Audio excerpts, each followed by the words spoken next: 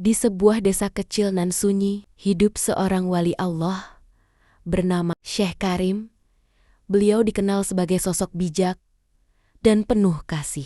Namun tiba-tiba menghilang tanpa jejak. Orang-orang mencarinya, merindukan nasihat dan doa-doanya. Tapi tak seorang pun tahu kemana perginya. Beberapa pekan kemudian, datang seorang pengemis tua ke desa itu. Pakaiannya kompang camping, tubuhnya kurus, dan matanya sayu menahan lapar. Ia duduk di ujung masjid setiap hari, tangan terulur, meminta belas kasih. Namun, sebagian besar warga memandangnya dengan jijik. Anak-anak melemparinya kerikil, dan orang dewasa mencibir.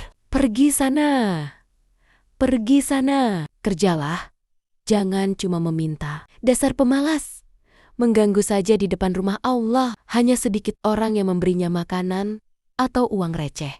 Itu pun dengan enggan. Di antara yang memperhatikannya, hanya satu pemuda bernama Hasan yang rutin menyapanya setiap sore. Ia tak hanya memberi makan, tapi juga mengusap kepala sang pengemis dan duduk menemaninya dalam diam. Suatu malam, langit gelap dan hujan deras mengguyur desa. Sang pengemis gemetar di serambi masjid, basah dan kedinginan. Tak ada yang peduli, tapi Hasan datang membawa selimut dan roti hangat. Ia menyelimuti sang pengemis dan berkata pelan, "Andai aku punya lebih, pasti kuberikan semuanya." Tiba-tiba, sang pengemis menggenggam tangan Hasan.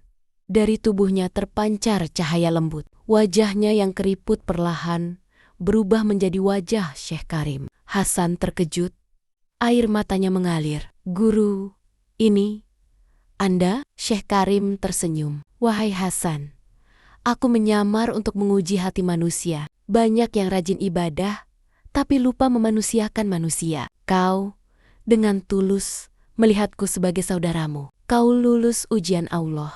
Keesokan harinya, kabar menyebar.